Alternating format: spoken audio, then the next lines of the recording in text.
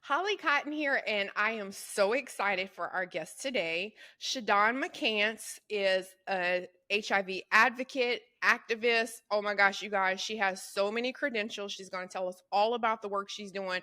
Whenever we talk about being the change, Shadawn is definitely living that. So, welcome, Shadawn. Can't wait to talk to you today.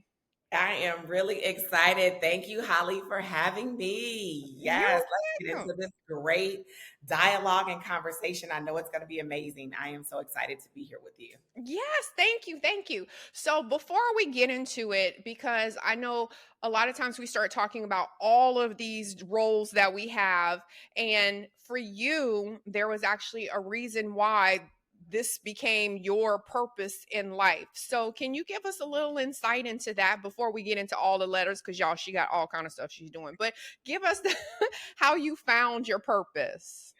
Yes, I am definitely really big in the space when it comes to HIV advocacy and activism. So I like to tell people, get ready. What? Yes, I am a beautiful, bold Black woman who has been living and thriving with an HIV diagnosis for 27 and a half years. December 19th of 1995, I tell people I was a 17-year-old little girl or young girl looking for love in all the wrong places.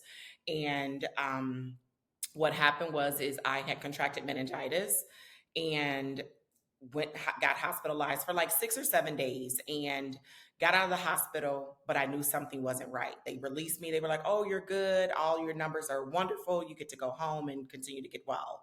Well, I knew something wasn't right. And so I went to my provider and yeah, I asked her to test me for HIV. Yes, at the age of 17. And at that time, I found out that yes, I was living with and diagnosed with HIV at the age of 17. And that is where the journey began. I tell people it's definitely something that at 17 you don't expect. But what I know is in the moment that I sat in the doctor's office and received my diagnosis, two things happened. I heard God very loud and clear, it wasn't unto death. And two, that I will use you. Now, I tell folks at 17, me and God had a whole real conversation like we have today. What we're not about to do is that, God. That's not going to work. But I understood the assignment, but of course I didn't begin to walk in it until 2019, which we can get into that, yeah, as well. So that's just a little bit about how the journey began. Um, yeah. And then in 2019, I can tell people, so for 23 and a half years, I tell people I lived under the shadows of fear, shame, and guilt. I tell people I gave birth to those triplets. Because yeah, I sat in the doctor's office and I heard, the assignment for me, but I wasn't willing to and ready to walk into that. So I tell people I gave birth to the triplets, and those were shame of really identifying that again, I was unworthy, unlovable immediately in that moment. Fear of, oh my God, if someone was to find out, what am I going to do? And the guilt of how did I get here? Even at 17, like, how could you have done this to yourself? How could you get here? And so literally I tell people I picked up from there and continued to just do what I needed to do to exist in the world. I began to, of course I still graduated from high school. I went on to go to college, but the dreams that I had were also deferred. So I just began to just do what I needed to do. 23 and a half years later, I can remember that it's kind of what we call a dark night of the soul. It's kind of that moment I was like, okay, God, I've achieved so much, but yet there's still this emptiness inside. So what am I supposed to do? And with that, I got clear. I heard the voice of God again say, it's time. And I was just like, I don't know what time means, but I did. I understood what it meant. But me and God had again have some other conversations because I was like, okay, God, so what does this really mean?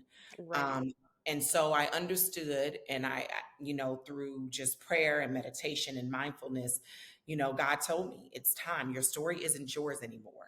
I've allowed you all these years to do you. So now it's time to be about, your business, be about your purpose, be about your destiny. And it's like some will say, huh? What do you mean? And for me, I understood that my story was no longer mine, that there was too many women, girls, adults, young men living afraid. And I, at that moment, I knew I didn't have to be anymore. And so I was adamant that I would take my story back, that I would own it. And so in December of 19, in December 2019 rather, December 19th of 2019, I decided to take my story to every social media platform and I told my story publicly. I came out as, again, a beautiful, bold Black woman who had been living with HIV. At that time, I hadn't been thriving though, but I had been living with and pretty much really just existing with a diagnosis, but I was ready to share my story with the world. And if some young woman or some young man was going to, find themselves or be able to see themselves in my story, then I was willing to do what it took. And so that's really, really when it started.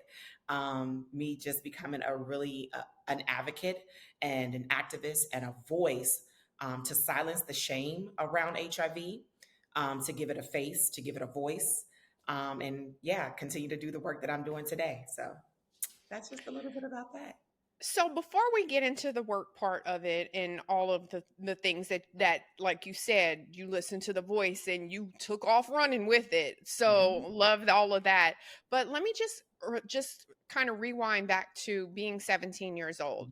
And and so when I think of being 17, I think about being all the stupid stuff that I did. I think about being unable to figure out anything. And not only that, but being a mom. I have had two 17-year-olds that seem like they're just ridiculously naive about so many things. So when I think about being 17 and the mindset of that, myself and my kids, and how mature you were to know to do that, to get tested, to now be dealing with it. Can you just go back and tell us about just being 17 in that moment? And because how did you tell your parents, or how did you start treatment? Like, can you just give us something? Because the reason I'm asking about that is because people think that HIV is just non-existent right now, because Mhm. all of the drugs that, and me being a nurse, I know it all the time. No one's afraid of it anymore. They're like, I don't care. People live with it forever or whatever. Uh, I could deal with it as medication. It brings the viral load down. But when you hear that you're diagnosed, it's a totally different outlook Mhm. when you actually get that confirmation. So it's basically like when you effed around and found out that's what it happened. Mhm. So tell us just about that when you were 17 and what the emotions were of going through that diagnosis. Whew, okay, so if I take you guys back, like I stated, one of the my saying was I was a young girl looking for love in all the wrong places. So for me, exactly, I was very solid, 10 toes down. If it makes any sense, by 17, I was already living on my own. Both my parents, my father had been in and out of incarceration, and my mother. I like to preface this: she did the best that she could. That's what I will say. But even in her best, what we know, both of our parents, even in giving us their best, sometimes they fail. Sometimes they make mistakes. And so through physical, emotional, and sexual abuse, things had happened to me. And so by the age of 15, I was living on my own. I was going to school. I was working. I was doing what I needed to do to survive. And so when I say looking for love, for me, that was sleeping around with different young men. Anybody that would show me or what seemed like or I thought was love, that's who I gravitated to. And so I was navigating, I was doing what I thought, or I was surviving. And so I remember in my senior year of high school, I had gotten sick actually before I caught meningitis back in, I want to say early that year, like September of my senior year. I got what I call the forever cold. That's what I call it now, as a 17-year naive person, just doing me. I got a cold, but I couldn't shake the cold. Like it would get better. I was taking NyQuil and all the things, like, just going about my business. And then one day I was at work, and I'll never forget, I saw on TV, it said that there was an outbreak of meningitis at a campus near where I was working. And so I looked at it and I was like, And I remember the signs and the symptoms very clear. It was a migraine, it was sensitivity to light, nausea, and just fever, all these symptoms. And I was like, oh, wait a minute, that seems familiar. And so, needless to say, I remember passing out. I was visiting my father's house and I passed out. I woke up, I was at the hospital. Of course, they gave me a spinal tap and said, yeah, you have meningitis. They treated me. And at that time, it's just the same day treatment. You get your antibiotic bag, lay flat for 8 hours, you get to go home. Well, I did all of that, but I got worse. So my mom had to take me back to the hospital 6 days later. As I said, I was there 8 spinal taps later. Yeah. Yes. I remember screaming. I remember hollering. I remember the nurses being so mean. It was horrific. Honestly, I Yeah, still have because one spinal tap is going to take you, humble you real quick. very quick. Remember, I had already had that in the clinic. Mhm. So to know, it was like literally, like, honestly, between 6 and 8 spinal taps later, I'll never forget it. And it was just painful. And but again, they released me from the hospital. And so this is where when I talk about my advocacy work and my activism work, at that time, my medical record, I found out years later, um, they never thought to test me for HIV. Had all the symptoms, all the signs, but never that test. So again, for me, I know the life that I had been living. And earlier that year, I had written in a journal. I still have it to this day. I should have brought it out. And I wrote in a journal. On one side, I had written the people that I had slept with up until that time. The other side of it said, I had wrote a prayer to God and I said, God, if you would prevent me from contracting HIV, I'll just do anything. So I knew something was off. I didn't know what. And so, like I said, I had a very great relationship with my provider. She was a nurse practitioner. Of course, I called her a doctor. That's all I knew her as, is Mhm. Dr. Linda. But of course, hindsight now, know better. She was a nurse practitioner. I called her and I said, hey, Linda, I need to get tested. And she's like, well, you just got out of hospital. And I'm like, yeah, I did, but I need you to test me. And sure enough, like I said, she did that. What I remember was I was sitting because I was back and forth between visiting my father. This was a time where he wanted to, be a father and was like, oh, well, you don't need to live on your own, whatever. That's a whole nother story. But I was sitting at his house and I remember getting the call. And Linda was like, hey, Shadawn, I need you to come into the doctor's office, but I need you to bring your mother. And I was like, why? Mind you, at this point, I don't know how many STDs. I've been treated umpteen times for everything. I could tell you right hip, left hip, this is gonorrhea, this is chlamydia. We need to go and get it done. I knew. So when she said, though, you needed to bring your mother, I knew in that moment what it was. And I was like, honestly, I still remember. I was like, okay, cool. I hung up. I remember calling my mom. I said, hey, we need to go to the doctor's office tomorrow. My mother was like, of course, she didn't have any clue because I wasn't going to say anything to anybody. Because I'm honest, if I had to, I still say to this day, if I had to do it all over, I wouldn't have told my parents. I would have just continued to do what I needed to do to survive. But either, nevertheless, I still had to tell my mother. We got to the doctor's office, and I'll never forget Linda sitting here, my mom and me, and Linda looked me in my face and she said, Shadawn, your test results are back, and I'm sorry to tell you, you tested positive for HIV. And I said, okay. I mean, I don't know what else I could have said, but I Mhm. remember seeing the tears in her eyes, the tears in my mother's eyes. But again, for me, it was like, so what's next? What are we gonna do? Right. And I know people, and so of course, as a licensed therapist, I think back, I'm like, y'all should have had somebody in the room. Yeah, y'all should have called somebody in here because a 17-year-old, you just told her That's she that calm. is that calm. It's called a disassociation in this moment, and we need to make sure she's okay. But they didn't. I mean, I remember my mother crying, asking a million and one questions about, you know, how can she save her baby? What can I do? And I just said, Linda, what's next? What we gonna do? In that moment, I chose life. I knew it was either life or death, and I chose to live. I don't know. I didn't know necessarily what that would look like, but I understood I wasn't gonna die. And so I will say probably within 2 weeks of that appointment, they had made, already scheduled me with the IDC, which for those that may not know is an infectious disease doctor. Um, and she was amazing. I was actually her first 17-year-old. I was her first adolescent patient ever in the clinic. It was Holmes Hospital in Cincinnati, Ohio. And I'll never forget walking in there. It was still before my 18th birthday.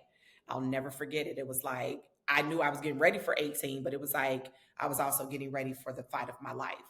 And so when I walked in there with her name is Dr. Judith Feinberg, I love her to this day. She said, I'm gonna just tell you, you're gonna live, but you got to make it your choice. And I said, hey, okay, what do I need to do? So in that day, of course, that's when they continue to do a bunch of blood work. And me and her, I just never forget. She hugged me. She told me, I got you. It's even making me emotional. She made sure she told me she had me. And I trusted her. I believed her in that moment. And yeah, that's when the journey began. The journey began with me starting with 2 medications. At that time, as a nurse, it was only 2. The FDA had just approved actually the first what we call ARTs, which is antiviral medications, and that was AZT and 3TC. I was just about to say they put everybody on AZT. They did, and that was all. That was what we had, and that's what I started with. If I'm correct, I want to say it was probably I think it was like 3 pills twice a day. So I was like on a 6-pill regimen. Yeah, and I was determined. I was like, okay, this is what we're gonna do. Now, don't get it twisted. 17, it was hard because I'm like, what am I about to do? I'm a senior. I got things to do, a life to live. And I was still, being me. I was still a young girl looking for love in all the wrong places. So how is this diagnosis now about to shift my life? What am I going to do? I will say, as I told you, I gave birth to fear. I was afraid. I was scared. I had my best friends in high school, but again, I don't know who to tell outside of my mother knowing. It was like, now who can I trust to tell my story? Um, I remember telling my best friend at the time in high school, asked her to keep it a secret, and I got through the year. I got through my senior year. By my 18th birthday, I applied for my first apartment in my name, because even though I had been living on my own at that time, it was in my godfather's name. He had gotten me an apartment and made sure I was okay. But at that point, I was like, I gotta do what I gotta do. I applied for my first apartment right after my 18th birthday, and just continued to do what I needed to do. It wasn't easy, but I did it. Right. Girl, you got me all teary. So I love that. I love that. But I'm glad that you did say something, because I kind of want to let that lead into what my next question is. But I think that people that radiate certain energy, they give off these vibes. I think that a lot of times we had people in our lives that were monumental to something that we were going through for whatever it was. It's like, you remember there was this terrible situation. Like, I will forever remember when I got my diagnosis of breast cancer. I remember I was at clinicals in nursing school, and my nursing professor, I'll never forget her name, Mhm. and she was like the person. I remember they called me and I walked out the doors and she was standing. I even put her in my first book. And for me, I took that as, I want to be that person for someone else. And I want to be the person where people have this crappy whatever, and I went on to teach nursing. I wanted to be that person for whoever else. So like you were saying, that doctor sort of helped you and hugged you and gave you all of the things that you needed at that particular time. So I think that also pivoted you, where like, when I do these things, I'm going to be that person for someone else. So tell us about, okay, you guys, let me go. Hold on, let me swallow. because she got a long bio here. So, Shadawn is a licensed professional counselor. She is also the owner and clinical director of Know and Live Counseling and Consulting. She specializes in holistic wellness for women, adolescents, couples. She's also the founder of To Know is to Live, a nonprofit organization. So just give us a little insight, Shadon, into some of those things and like how you decided this is what you were going to start doing. So as I stated, I'm one of those that you spoke on something. It's an energy. I've known me for a long time.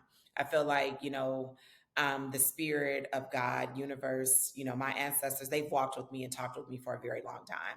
So as a young kid, I always knew there was three things that I wanted to do when we look at the American dream life. That was be a lawyer. I wanted to either be a lawyer, a social worker, or a police officer. It was like those were the things. I was reading your Miranda rights as a little kid. You have the right to remain silent. Anything you say can and will be used. I was I that. was not expecting police officer. I was not. Yes, I was. Those were the three things like I dreamed of. I was like, okay. And then, but also because of, I think, the inability to dream because of my upbringing and certain things. I wanted to also be an actor or a model, an actress and a model. Like I just knew I was that. Um, and I had that desire. But again, early on, I had to survive. I had to figure out, okay, so how are you going to survive in this world? What does that look like? And so, um, as I continued to grow older, my dreams of acting and modeling, I just kind of had to put it on the side. I was I did very well academically. So it was just like, okay, what we going to do? How we going to do it? What it's going to look like? And so in high school, I went back to pursuing acting and modeling. I loved it. It was something that I did. But then once, like I said, I got the diagnosis, things shifted. It was like, okay, you got to go back to something that's simple, easy breezy, something that you can fall back on that's, you can do. And so I decided I knew I was going to go to college. I knew I could go to college. And so I finally finished my undergraduate degree and got an undergraduate degree in criminal justice and psychology from the University of Cincinnati. And I knew I wanted to work in, like I said, criminal justice. I started out in the juvenile detention center, loved it, loved everything about it because I love my adolescent babies. Um, and so I kind of journeyed along and did some of the things that that came easy to me. If that was not working in social services, all the things. In 2009 is when I just said, you know what, I'm gonna finally do it because I always wanted to be a social worker. And at the time, I didn't know the difference. There was a real difference between social work and therapy. I just knew I loved helping people. I understood that I had also wanted to be, as you talked about earlier, I wanted to be what people weren't for me or what I didn't have. So I talked about just a little bit. My childhood was rough. It was rough. My mother was very abusive, very, and oftentimes I wanted someone to come and save me, and they didn't. And so I needed and wanted to be that for young girls. And so when I went and got my degree in counseling, it was to be that for others. Because, yeah, when CPS was called and CPS didn't come, when the social workers, would check in and think everything was okay. Um, yeah. And just the pain, all of that. I needed to be that. And so that's actually what, of course, landed me with a degree in counseling, becoming a counselor specifically to adolescents and women and young girls. I love them. Um, and so I ended up in that space.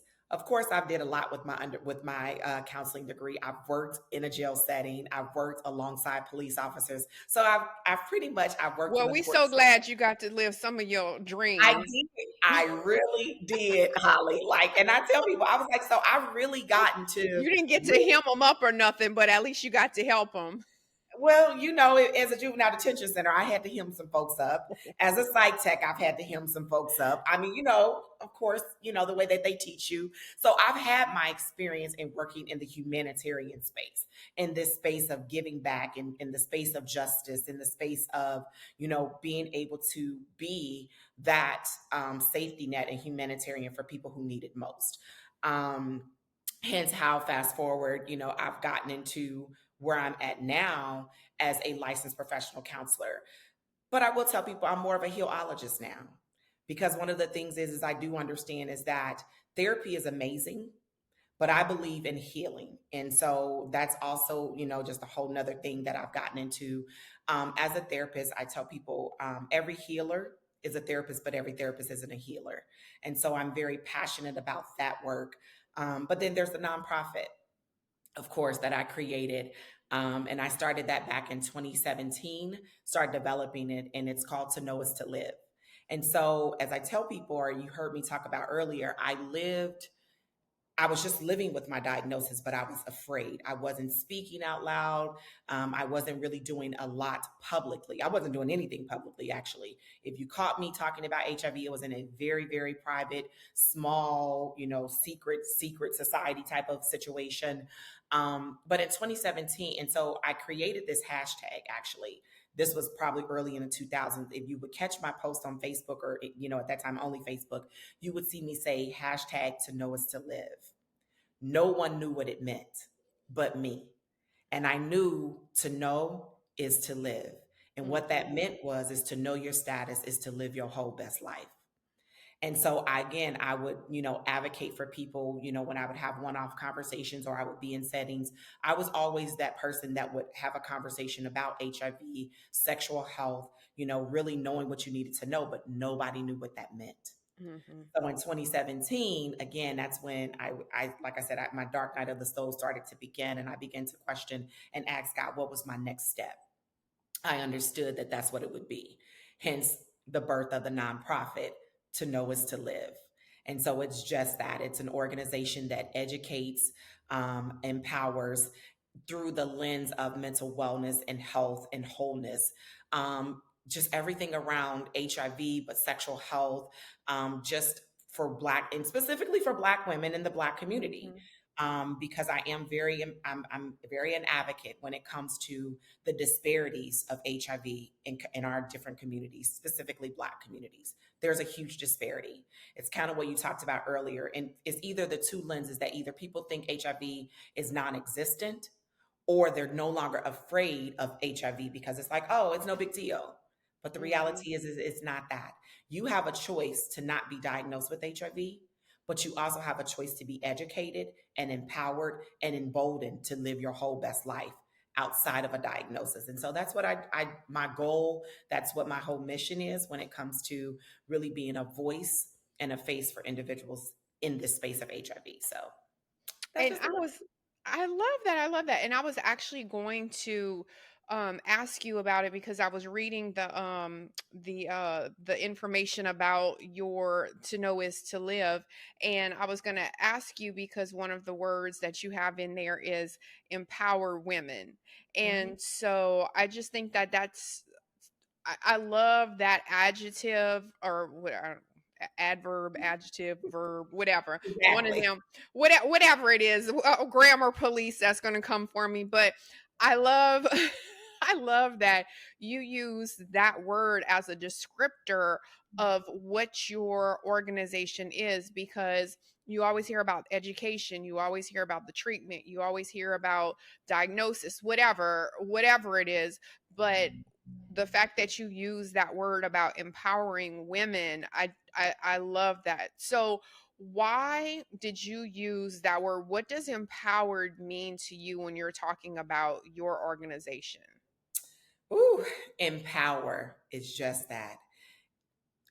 My hope is to give you, or to let you know that you have so much power, sis. Like, so much power within you. And I'm not talking about the strong woman syndrome. I'm talking about the power to choose, the power to know, the power to navigate in spaces and places that oftentimes would tell you that you can't be there. But it's also the other part about being empowered and empowering women is it's only powerful when you use it. And so for me, my goal is, sis, use what I have and I am giving you. I am equipping you with because it's yours. No one can take it from you. They like to think that they can.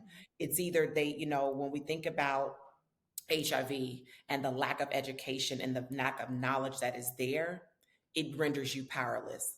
But once you've been in the space or the place with me, I am going to hopefully empower you to know so that you can live your whole best life and you can soar because you can, because now you have the power to do and to be all. I'm trying, like, I'm just that person. It's like, sis, you are now empowered. Nobody can take that from you to do what you need to do, to make the choices that are best for you. So that's why I use it. Because for me, there was a long time where I felt powerless. Like I didn't know and I didn't feel like I had the skills or the tools to really soar. Well, now you do.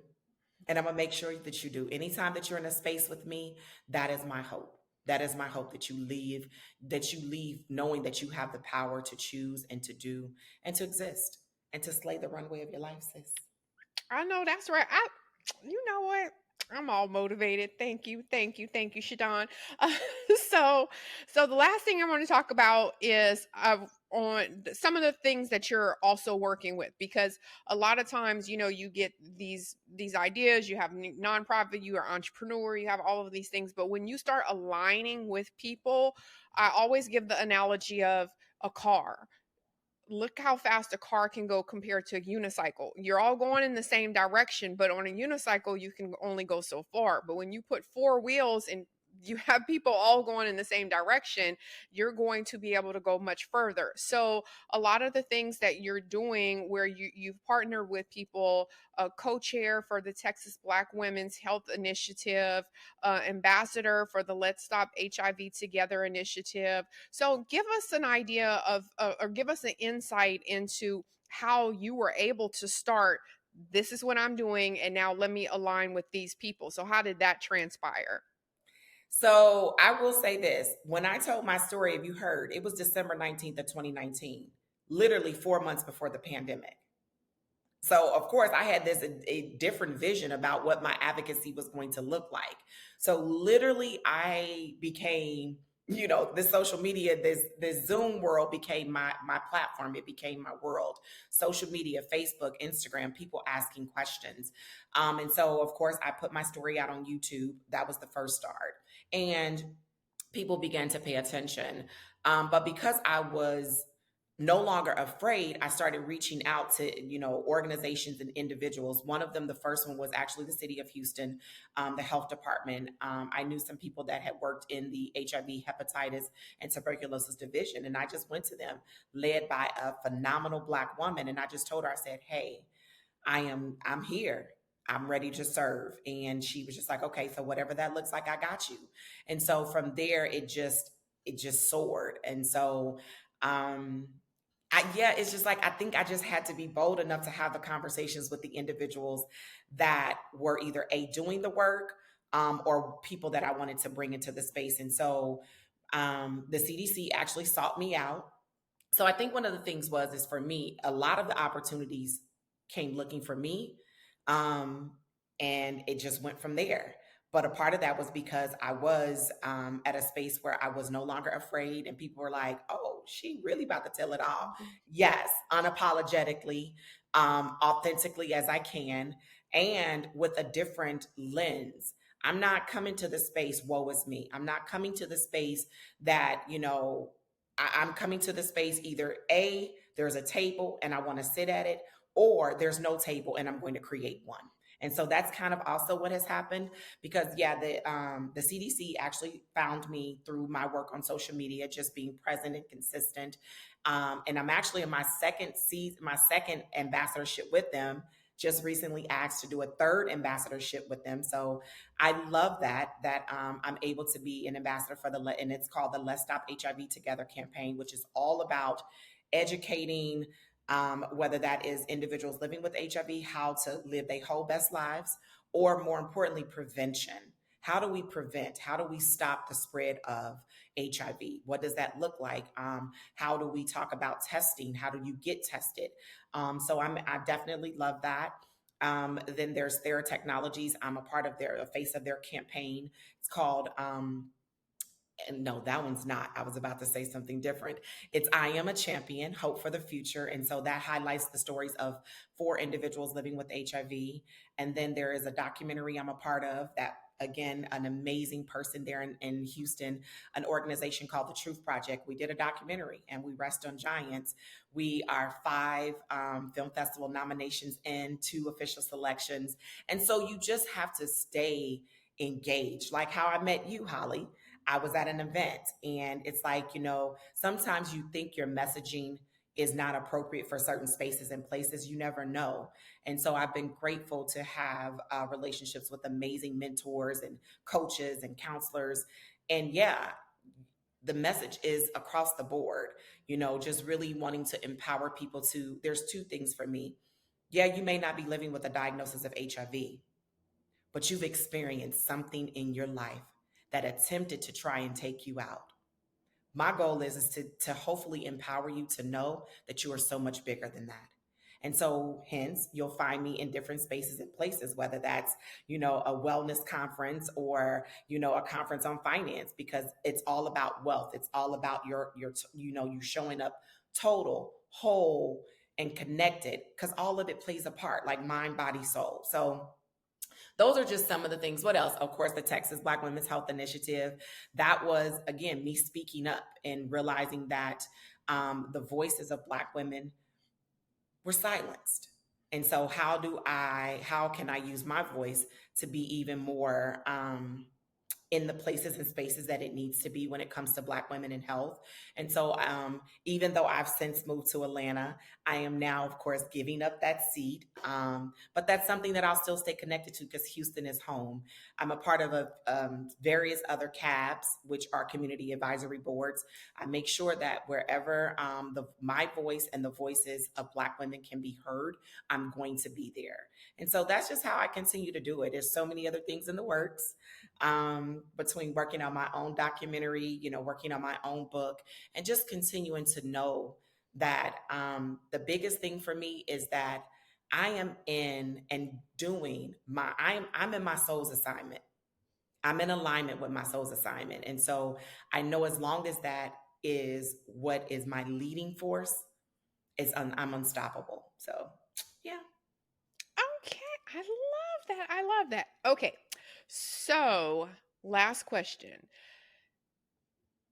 I think that I think that whenever you find your passion and you start living your passion, I think that we are obligated in some kind of way to also share the struggle of living your purpose. Mhm. Because I think a lot of times people, will see us in this polished, we got all of these things. Oh my God, Holly, she's all going here, she's going there, she's doing this, but they don't know all of the struggles. They don't know the late nights. They just see the success. And I had a guest before, and he said, no one cares about your story unless you win.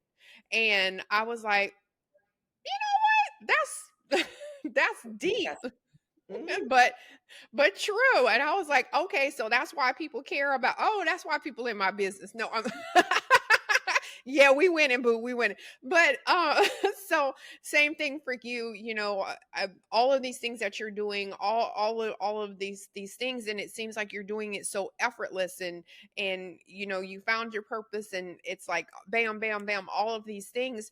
But I do know that there was some sort of struggle, obviously, the day to day insight. So, how is your health, or are you like staying away from the stress of this? Because I know stress can also compromise your immune system. So, do you have any things that are going on that you want to share about, like, hey, let me give y'all a transparent moment right here. Like, yeah, I have a diagnosis. Yeah, I'm fine. I'm doing all of this. I'm, sashaying on the runway, but this is what I want to leave you guys with. So, open Um, door.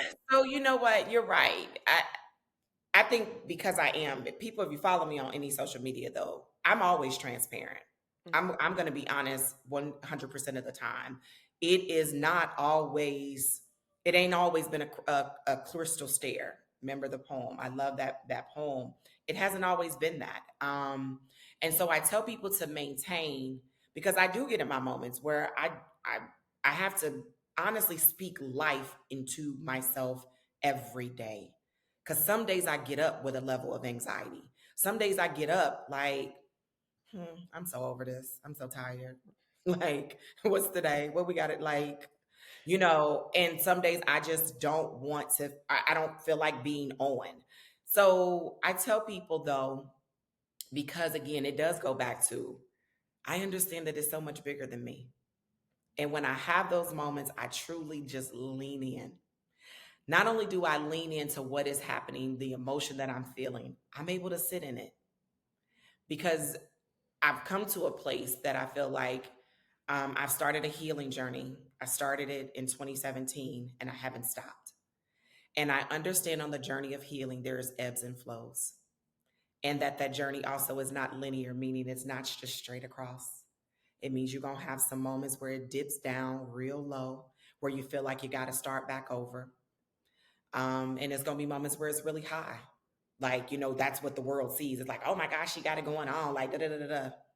Just know, even when you see that, I am still breathing.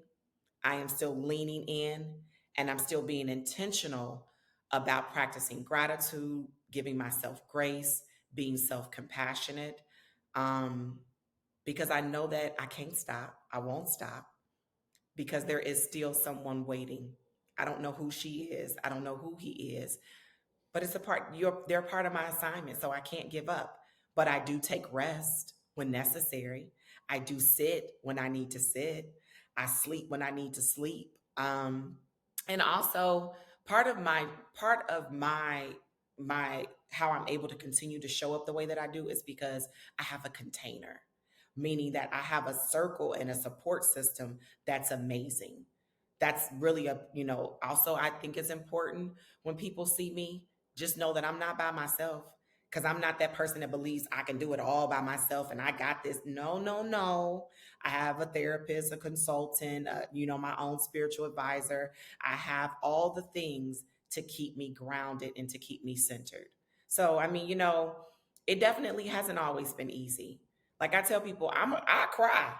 I'm a good crier. Like now, I think it's a cry coming on soon because it's like so much has been happening, Mhm. right? Like I've had a lot happening, a lot of great things happening. And so for me, crying is a way to also just be like, still be like, oh, is it still happening? And just be happy and just, be in a space, cry it out, shout it out, dance it out, move it out, all the things. But don't just look at somebody and see them right now and be like, oh, they got it all together. Oh my God, baby, you don't know what it took to get here. And know that your journey is your journey. I don't want to walk in your shoes. Don't ask to walk in mine. Because again, this is my soul's assignment. What is yours? That's just how I see it. Thank you. Okay, I love that. It's not your. Okay, all right. Mental note. Heard it. I love Because that. it is. I mean, a lot of times that's one of the things I think that gets in our way. It's like, because Holly, I can see you. I see you. You're doing amazing things. And we have to check ourselves because it's like, no, that's Holly's assignment. That ain't Mhm. mine. My assignment is my assignment and yours is yours. And I get to celebrate you in all of yours as you get to celebrate me in all of mine. And I think that's, as a people, the more that we can just lean into that, that what God, and whether that's God, universe, source, ancestors, however you see your higher power, you have an assignment. What is yours? And when you can continue to focus on that, boy, what's going to happen? What happens? The doors that are open, the pathways that are made, when I begin to do that, that's how you're able to sit here and see me do what I do, how I do it, and not worry about what my sister or brother actually just, not necessarily worry about what they're doing, congratulate them, celebrate them, but also know that my time is my time, my season is my season, and what's for me is for me. Because it's like I said, there's some stuff coming, I Yeah, can't wait. I'm I excited. cannot wait. I cannot wait. So, I cannot wait. But no, yeah.